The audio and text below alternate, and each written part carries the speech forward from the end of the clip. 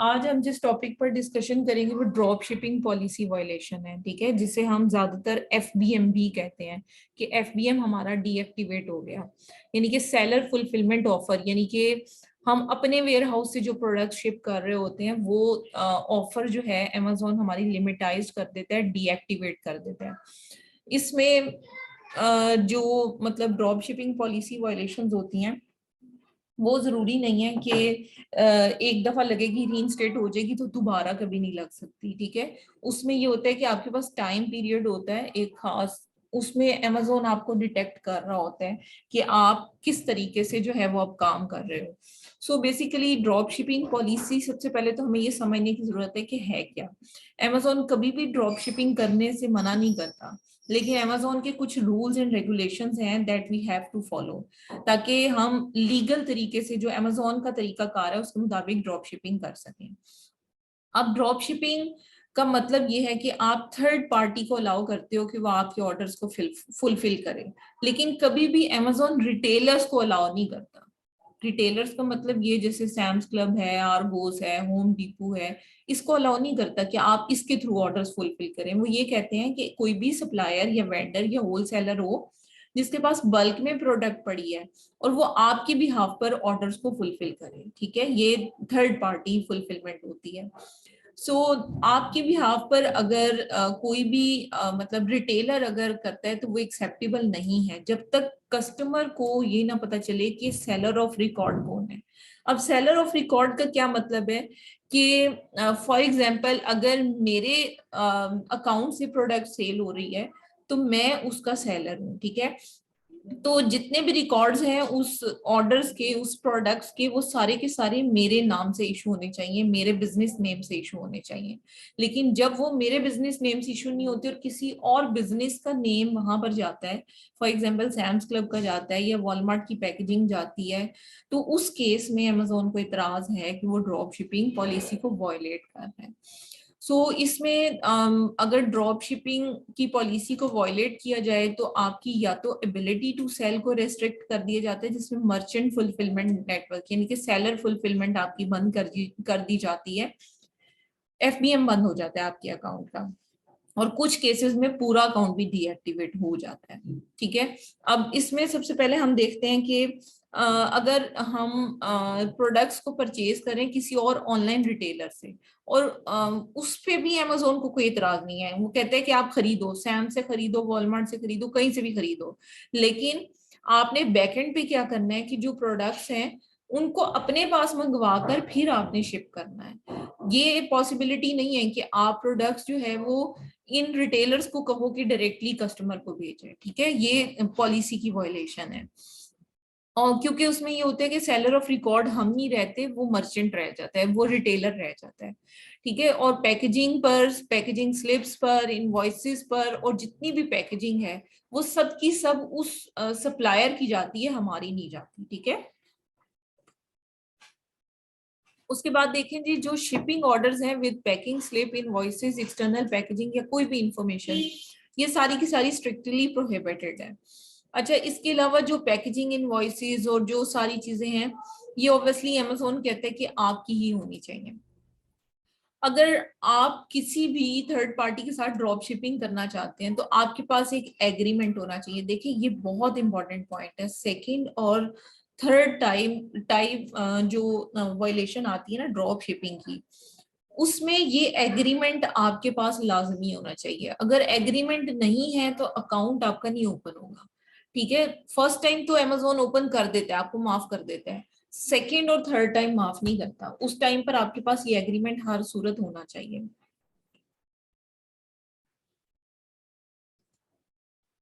अच्छा, इसके साथ साथ आपकी जितनी भी पैकेजिंग है प्रोडक्ट्स की, उस पर मतलब किसी थर्ड पार्टी का नेम नहीं बल्कि आपका नेम जाना चाहिए, या फ्लैट बॉक्सेस जाने चाहिए या फिर आपका नाम जाना चाहिए या अमेजोन का जाना चाहिए। ठीक है, और उसके बाद वो कहते हैं जितनी भी इनवॉइसेस, पैकेजिंग और ये सारी चीजें हैं ये पहले रिमूव होनी चाहिए और फिर कस्टमर तक जानी चाहिए, तब अमेजोन को कोई एतराज नहीं है। अच्छा, इसके साथ साथ देखें कि जो मतलब आपको अमेजोन बेसिकली कस्टमर रिटर्न से भी बहुत ज्यादा आजकल कॉन्शियस होता है, क्योंकि वो जो ट्रिक्स लोग लड़ाते थे ना, उसकी वजह से बहुत सारे प्रॉब्लम्स आए हैं। अब कंटिन्यूसली अगर किसी अकाउंट पे 3-4 रिफंड इकट्ठे आ गए ना, अकाउंट सेम डे पर ही सेक्शन 3 लग जाएगी आपकी, क्योंकि अमेजोन उसको ड्रॉप शिप प्लस उसके साथ वो फेक जो फ्रॉडलेंट एक्टिविटी होती है उसमें उसको कंसीडर कर लेता है, क्योंकि वो कहता है कि 4-5 ऑर्डर इकट्ठे रिफंड आए हैं, दैट इज शोइंग कि समथिंग गोइंग रॉन्ग। ठीक है, तो इस वजह से अमेजोन फौरी तौर पे अकाउंट को डीएक्टिवेट करता है और सेक्शन 3 ही लगाता है उसके ऊपर। अब मैं आपको अकाउंट दिखाती हूँ, और उस अकाउंट में आपको दिखाती हूँ कि फर्स्ट टाइम जब आई थी तब हमने उन्हें रीइंस्टेट करवा कर दे दिया, और अब जो है वो सेकंड टाइम फिर दोबारा आ गई है, तो अब फिर वो अकाउंट हमारे पास ही ऑब्वियसली आया है। ठीक है, तो उसको मैं आपको दिखा देती हूँ अकाउंट को। अच्छा जी, अब देखिएगा, यहाँ से आप देखना शुरू करें।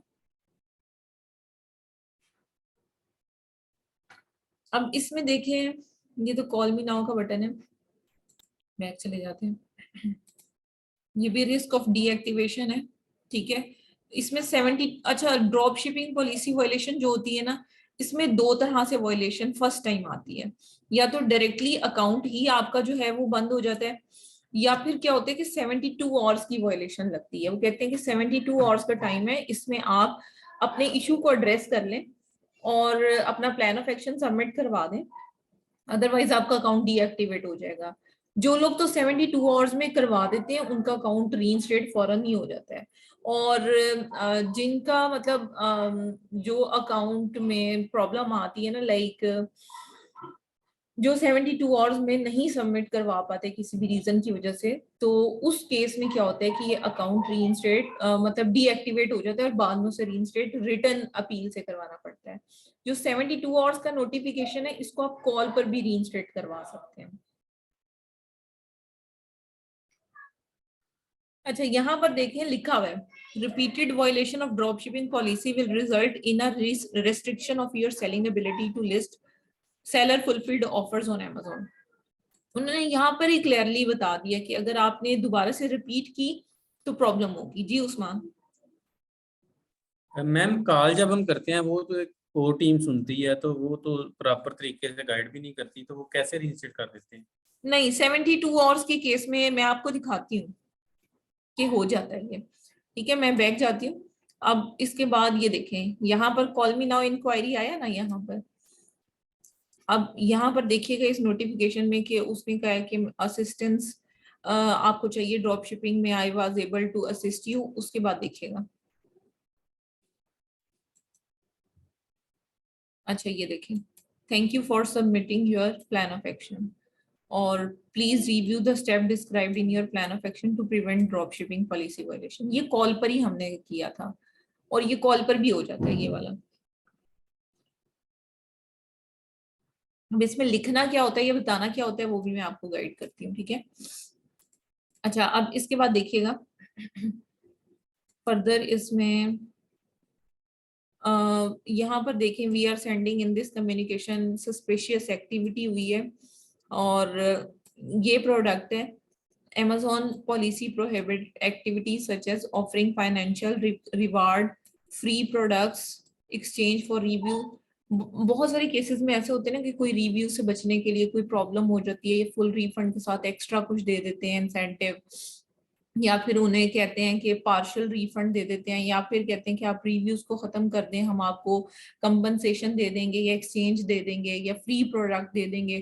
तो ये भी इन्फ्रिंजमेंट होती है। ठीक है, offering to provide a refund और reimbursement after buying rights a review which include reimbursement where non Amazon payment method. और ये पेमेंट मेथड ना वो मतलब Amazon के अलावा कहीं से दी जाती है, जैसे सर्विसेज, सोशल मीडिया या वेबसाइट वगैरह के थ्रू जो है वो रिव्यूज लिए जाते हैं, और फिर उन लोगों को जो है वो पे कर दिया जाता है। तो वो कहते हैं इस टाइप की कोई एक्टिविटी इस ASIN नंबर पर हुई है। ठीक है, अब हम बैठ जाते हैं।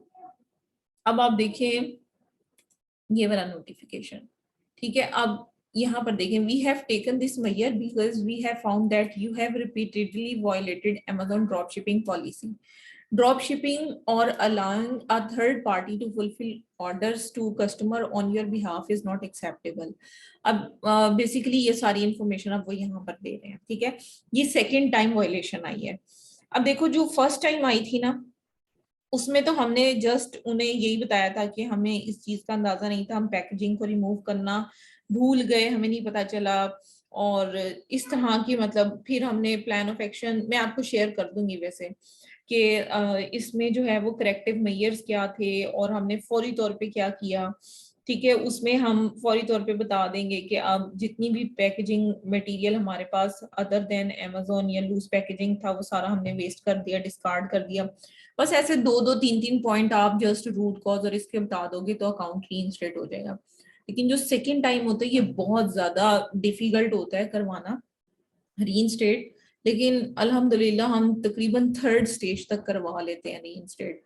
तो जो सेकेंड स्टेज होती है ना उसमें हमें एक सेलर एग्रीमेंट चाहिए होता है जो कि किसी भी थर्ड पार्टी के साथ सप्लायर के साथ हमने किया होता है। उस एग्रीमेंट का सैंपल भी मैं आपको भेज दूंगी, और आपको कोई ना कोई सप्लायर तलाश करना पड़ता है जिसके साथ आप एग्रीमेंट करते हो, अकाउंट इस तरह से डीएक्टिवेट होने के बाद एग्रीमेंट करते हो उनके साथ। अब क्या होता है जब एग्रीमेंट साइन हो जाता है फिर आप उसमें सिर्फ एक चीज की मैनिपुलेशन करते हो, वो डेट होती है, ठीक है। और फिर आप उस डॉक्यूमेंट को अमेज़न को सबमिट करवा देते हो, ठीक है। तो कहने का मकसद ये है कि आपके पास ये एग्रीमेंट होगा और फिर आप उस एग्रीमेंट को यूज करते हुए अमेज़न को बताओगे कि ये प्रोडक्ट थी, इसमें आउट ऑफ स्टॉक का इशू आया था और जिसकी वजह से ये ऑर्डर्स हैं, सिर्फ दो तीन ऑर्डर्स आप निकालें और बता दें कि ये ऑर्डर्स हैं जो कि हमारे जो हैं वो इस तरह से वॉयलेट हुए हैं। तो उसमें आप बता दें कि फिर आप ना मतलब कहें कि हम अब एफबीए की तरफ जाने लगे हैं लेकिन कुछ हमारी इन्वेंट्री रह गई है, उसको हम मतलब अगर आप इन्वेंट्री कर मतलब आपके पास कुछ प्रोडक्ट्स की इनवॉइसेस भी होनी चाहिए, लाइक आप उसमें भी थोड़ी बहुत मतलब कर सकते हो कि सप्लायर आपका एग्जैक्ट होना चाहिए, नंबर ऑफ आइटम्स जितनी आपने लिस्ट की हैं वो आपको पता होनी चाहिए एग्जैक्टली, और उसके मुताबिक आपके पास इनवॉइस होनी चाहिए। अब देखो ऑब्वियसली थर्ड पार्टी से जब हम ड्रॉप शिपिंग कर रहे होते हैं तो तब तो हमारे पास इनवॉइस नहीं होती, लेकिन उस टाइम पर एग्रीमेंट होना चाहिए। अगर एग्रीमेंट नहीं बनवा सकते तो फिर सेकेंड केस में हमारे पास जो है इनवॉइसेस होनी चाहिए, ठीक है, ताकि हम माने ही ना कि हमने ड्रॉप शिपिंग की है, इनवॉइसेस शो करते हैं आप, ठीक है। तो सम टाइम ये भी होता है कि आप तीन चार इनवॉइसेस सबमिट कराते हो, अमेज़न कहता है कि बाकी इन्वेंट्री की भी भेजो, तो फिर थोड़े से इशू आते हैं। तो कोशिश करें कि सेलर एग्रीमेंट बनवा लें और उसके साथ आप जब अपनी एविडेंसेस को और जो डिलीवरी प्रूफ हैं यानी कि ट्रैकिंग्स वगैरह हैं उनको आप लगाएं और फिर आप इस अकाउंट को रीइंस्टेट करवाएं। तो ये जो अकाउंट है इस पर मेरे ख्याल से सारी की सारी जो है होम डिपो से हो रही थी ड्रॉप शिपिंग, तो होम डिपो की भी एज सच प्रोडक्ट्स जो है वो अलाउ तो नहीं है डायरेक्टली शिप करवाना। तो उसमें ये है कि ट्रैकिंग से ही अमेज़न ड्रॉप शिपिंग को मोस्ट ऑफ द टाइम पकड़ता है, क्योंकि देखो ट्रैकिंग जब मतलब आप देते हो तो डिफरेंट वेयर हाउसेस के एड्रेस से प्रोडक्ट शिप हो रही होती है, यानी कि फ्रॉम का एड्रेस जो है वो डिफरेंट होता है और उन वेयर हाउसेस के एड्रेस से अमेज़न को पता चल जाता है कि यहाँ ड्रॉप शिपिंग हो रही है, ठीक है। तो उस टाइम पर फिर आप यही करते हो कि कुछ ऑर्डर्स आप फाइंड आउट करते हो और उन ऑर्डर्स की ट्रैकिंग और हर इंफॉर्मेशन उस जहां से आप कर रहे थे वहां से आपने इकट्ठी करनी है और वो एज एन एविडेंस आपने साथ अटैच करनी है, ठीक है। तो आप उसमें मतलब एक्सेप्ट करो कि हमने की है, लेकिन एक खास हद तक करो। वैसे जब फर्स्ट वायलेशन होती है तब तो हम समझ लें कि सारी की सारी ड्रॉप शिपिंग मान लें तो कोई फर्क नहीं पड़ता, रीइंस्टेट हो जाता है, लेकिन सेकंड टाइम नहीं होता क्योंकि आपने प्रीवियस मैंने आपको फर्स्ट दिखाया भी इसी वजह से था कि फर्स्ट में क्लियरली लिखा हुआ था कि अगर आप इसको फॉलो नहीं करते तो स्ट्रिक्ट एक्शन लिया जाएगा, ठीक है, या अकाउंट पे परमानेंट रेस्ट्रिक्शन लग जाएगी। तो फिर आप जो है वो इसमें करेक्टिव मेजर्स बहुत अच्छे आपके होने चाहिए। इसके अलावा जो आपकी मतलब फौरी तौर पे आप उसमें लिखते हो क्या उसको कहते हैं, एक तो करेक्टिव मेजर्स होते हैं ना, एक फौरी तौर पे जो प्लान ऑफ एक्शन होता है आपका, ठीक है, वो आपका बहुत स्ट्रांग होना चाहिए। ठीक है, तो जो इस अकाउंट के मतलब मैंने इसका रेडी किया है अभी, बस सिर्फ हमारे एग्रीमेंट का इंतजार है, और दूसरा इस पे एफबीए की प्रोडक्ट्स। हाँ, एक और चीज है, सेकेंड टाइम जब वायलेशन हो तो आप कोशिश करें पहले एफबीए स्टार्ट कर दें इस अकाउंट के ऊपर, और एफबीए स्टार्ट हो जाए उसके बाद आपने इसके ऊपर वर्किंग स्टार्ट करनी है इसको ओपन करवाने की। तो फिर ये है कि अब इसकी प्रोडक्ट बस लाइव होने वाली है 2-3 दिनों के अंदर अंदर, तो फिर हम इसका प्लान ऑफ एक्शन, तब तक एग्रीमेंट आ जाएगा, तो वो अटैच करके फिर हम इसके साथ लगाएंगे। ठीक है, तो मैम एग्रीमेंट कौन सी कंपनी से लिया आपने? सॉरी, एग्रीमेंट कौन सी कंपनी से लिया? वो अब मैं इस तरह नहीं बताऊंगी, रिकॉर्डिंग हो रही है, बाद में इंशाल्लाह मैं आपको सेंड कर दूंगी लिंक आपको ग्रुप में। ठीक है, ओके। तो ये है कि आप एग्रीमेंट को मैम देखें। जब अकाउंट डीएक्टिवेट होगा तो हम एफबीए कैसे करेंगे फिर? अकाउंट पे सिर्फ एफबीएम ही बंद है, एफबीए तो चल रहा है। ठीक। ये देखिए मैं दिखा देती हूँ आपको,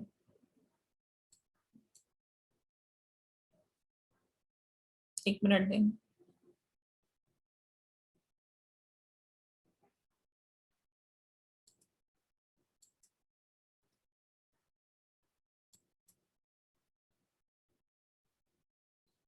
जब एफबीएम बंद होती है ना उस टाइम पे एफबीए आप कर सकते हैं अकाउंट पे।